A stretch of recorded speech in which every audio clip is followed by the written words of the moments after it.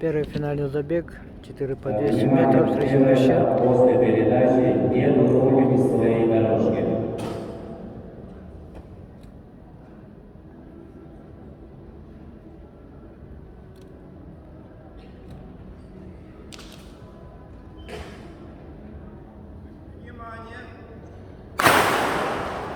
Первый участник команды Джурба, Егоров Артем, Мавоев Николай, Петров Ярослав, Иванов Аян.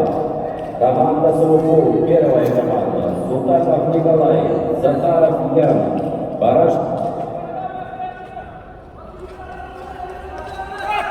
Барашков Аян, Иванов Валентин. Команда Амга,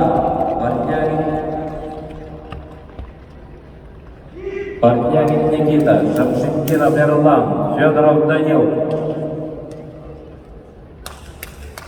Слепцов Василий,